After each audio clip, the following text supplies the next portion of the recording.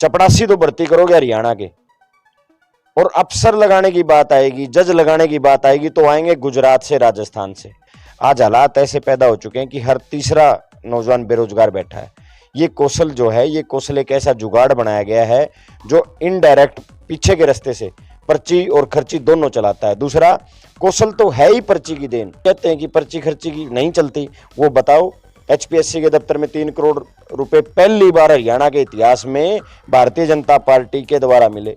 ये लोग पर्ची खर्ची की बात करते हैं, जिनसे आज एचपीएससी का चेयरमैन कहाँ का है? हरियाणा से बाहर का एचपीएससी का चेयरमैन है। जो हमारे हरियाणा से बाहर का चेयरमैन, जब पूरे हरियाणा में इन लोगों को चेयरमैन हमारे हरियाणा तक का नहीं मिलता है एचपीएससी का, ये लोग क्या हरियाणा प्रदेश के युवाओं का भला करेंगे? आए दिन जनता की जेबों के ऊपर डाका डाला जा रहा है।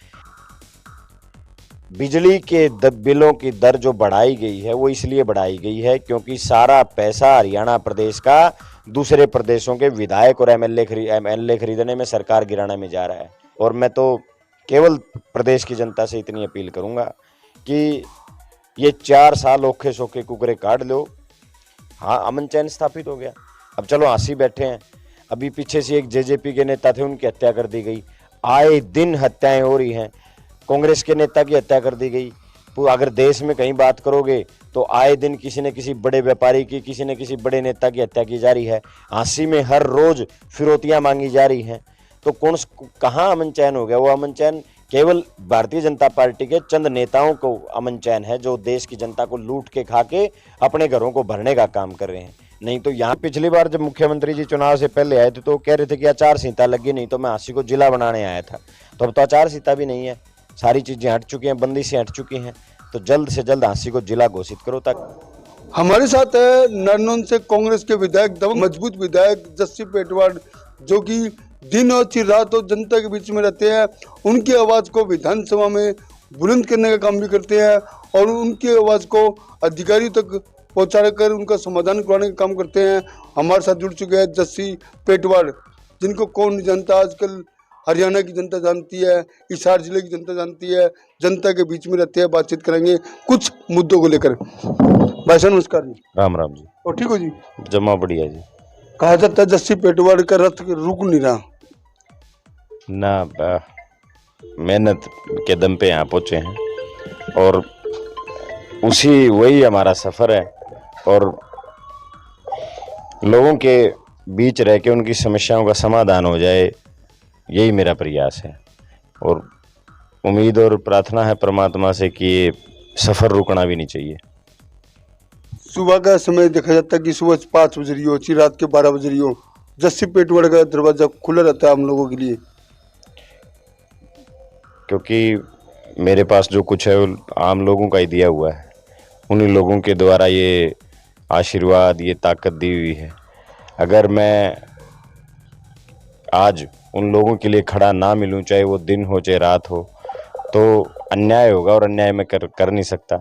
और भगवान तुल्य जनता जो नारनौल की जनता ने मुझे यहाँ पहुँचाया है, मेरा प्रयास यही रहता है कि हर पल हर क्षण लोगों के बीच रह के उनकी समस्याओं का समाधान करना और उनके बीच रह के उनको ये महसूस करवाना कि जिस व्यक्ति को आपने वोट दिया है वो आपका अपना है। यही मेरा हर संभव प्रयास रहता है।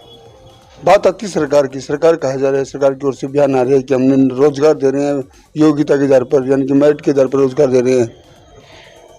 ये हरियाणा का दुर्भाग्य है कि एक ऐसी सरकार इस प्रदेश में बनी है जो केवल जात पात और धर्म के नाम पे वोट मांगने का काम करती है। रोजगार की जहां बात करूं तो आज हरियाणा पूरे देश में बेरोजगारी में नंबर 1 है। तो रोजगार कहाँ हुआ जब हरियाणा बेरोजगारी में नंबर 1 है?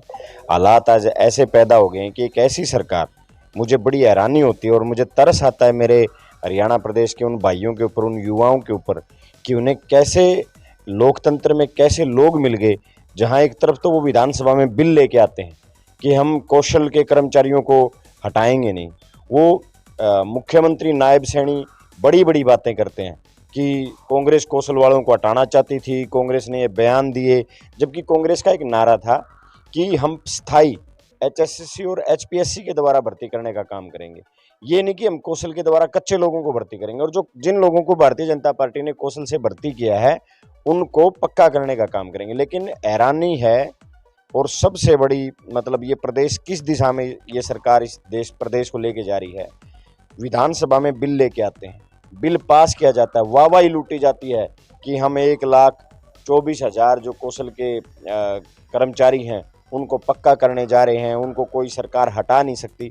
और जो व्यक्ति, जो सरकार, जो मुख्यमंत्री 6 महीने पहले बिल लेके आए उनको पक्का करने का, आज उन्हीं मुख्यमंत्री जी ने उन बच्चों को, उन कौशल के कर्मचारियों को निकालना शुरू कर दिया।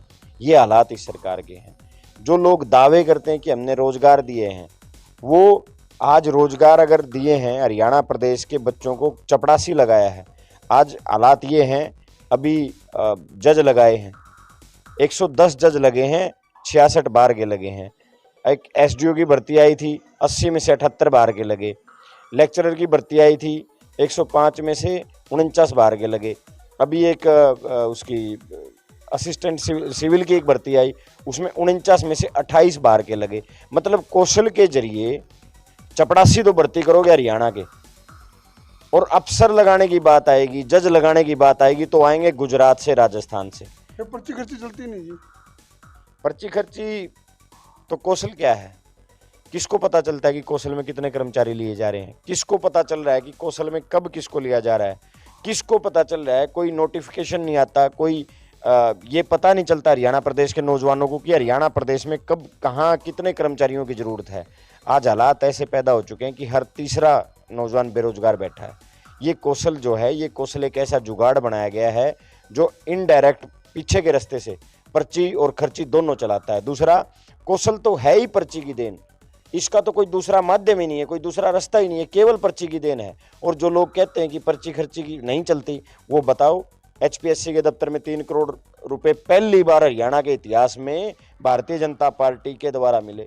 ये लोग पर्ची खर्ची की बात करते हैं, जिनसे आज एचपीएससी का चेयरमैन कहाँ का है? हरियाणा से बाहर का एचपीएससी का चेयरमैन है। जो हमारे हरियाणा से बाहर का चेयरमैन, जब पूरे हरियाणा में इन लोगों को चेयरमैन हमारे हरियाणा तक का नहीं मिलता है एचपीएससी का, ये लोग क्या हरियाणा प्रदेश के युवाओं का भला करेंगे? ये केवल और केवल जात पात की बात करके, धर्म की बात करके लोगों को बरगलाने का काम करते हैं, और इन्होंने हरियाणा प्रदेश का भट्ठा बिठा दिया। बात आती है बिजली बिल की। बिजली बिल देख लीजिए, अब हरियाणा प्रदेश के ऊपर 5,000 करोड़ का बोझ होगा। अब हैरानी इस बात की है, मैं बजट की बात करूं आपके सामने, ये 2,05,000 करोड़ का बजट लेके आए। 2,05,000 करोड़ में से आप इनका 70% जाएगा इंस्टॉलमेंट में, कर्ज का जो ब्याज देना है, जो इन्होंने कर्ज उठा रखा है उसका ब्याज, आपकी सैलरी और आपकी पेंशन। अब कौन ऐसा व्यक्ति है जो इनको ये समझाए कि आप 30% में किस तरीके से हरियाणा का विकास करोगे? तो दिन भर दिन, आए दिन जनता की जेबों के ऊपर डाका डाला जा रहा है। हरियाणा प्रदेश के मुख्यमंत्री कहते हैं हम 3100 रुपये दान लेंगे, लोगों को 2320 नहीं मिला। लेकिन हरियाणा प्रदेश के मुख्यमंत्री कहते हैं हम हर महिला को, हरियाणा प्रदेश की हर महिला को 2100 रुपये देंगे। जब बजट पास हुआ, बजट में मुख्यमंत्री ने विधानसभा में बोला ऑन रिकॉर्ड कि हम 5,000 करोड़ रुपए महिलाओं के लिए अलग से निकाल रहे हैं। अब इस प्रदेश में मैं बात करूं जहां लगभग 60 लाख महिलाएं, 60 लाख प्लस महिलाएं। अब 60 लाख महिलाओं में इसकी बात जहां कर रहे हो, 5,000 करोड़ अगर ये बांटेंगे तो ये केवल 20 लाख महिलाओं को बांट सकते हैं। फिर 40 लाख महिलाएं कहाँ जाएंगी? बिजली के बिलों की दर जो बढ़ाई गई है, वो इसलिए बढ़ाई गई है क्योंकि सारा पैसा हरियाणा प्रदेश का दूसरे प्रदेशों के विधायक और एमएलए खरीदने में सरकार गिराने में जा रहा है। हरियाणा प्रदेश का जो पैसा है, वो जो ये कर्ज इन्होंने उठा लिया है, वो कर्ज का ब्याज भरने में जा रहा है। आप कर्ज उठा रहे हो, उठाइए, प्रदेश को चलाने के लिए कर्ज जरूरी है, ठीक है, उठाइए, लेकिन कर्ज बना क्या रहे हो आप? कोई अब तक प्रदेश में कोई आईआईएम नहीं बना, कोई आईआईटी नहीं बनी, कोई बड़ा हॉस्पिटल नहीं बना, कोई यूनिवर्सिटी नहीं बनी, तो वो जा कहाँ रहा है वो पैसा? ये भी तो प्रदेश की जनता को बताया जाए। पिछला बजट जो पास हुआ, उस बजट का जब विधानसभा में ये होता है कि हमने इतना पैसा यहाँ खर्च किया, ना पिछले बजट का कोई हिसाब दिया जा रहा, तो हालात प्रदेश के खराब हैं। और मैं तो केवल प्रदेश की जनता से इतनी अपील करूँगा कि ये 4 साल औखे सौखे कुकरे काट लो, मौके पर जात पात की बजाय मुद्दों के ऊपर वोट देने का काम करो, ताकि इस हरियाणा प्रदेश के युवाओं का और आम जनता का भला हो सके। एक ऐसी सरकार बनाई जा सके जो सरकार आम जन की सरकार हो, जो आम जन का, जो जात पात और धर्म की राजनीति ना करके प्रदेश के लोगों के भले के ऊपर काम करने का काम करे। एक बात की जा रही बार बार सरकार की ओर से, अमन चैन स्थापित कर दिया हरियाणा में। हाँ, अमन चैन स्थापित हो गया। अब चलो हंसी बैठे हैं, अभी पीछे से एक जेजेपी के नेता थे, उनकी हत्या कर दी गई। आए दिन हत्याएं हो रही हैं। कांग्रेस के नेता की हत्या कर दी गई। अगर देश में कहीं बात करोगे तो आए दिन किसी न किसी बड़े व्यापारी की, किसी न किसी बड़े नेता की हत्या की जा रही है। झांसी में हर रोज फिरौतियां मांगी जा रही हैं। तो कहाँ अमन चैन हो गया? वो अमन चैन केवल भारतीय जनता पार्टी के चंद नेताओं को अमन चैन है, जो देश की जनता को लूट के खा के अपने घरों को भरने का काम कर रहे हैं। नहीं तो यहाँ कोई सुखी नहीं है, चाहे कोई बड़ा हो, चाहे कोई छोटा हो, बड़ा व्यापारी हो, छोटा व्यापारी हो।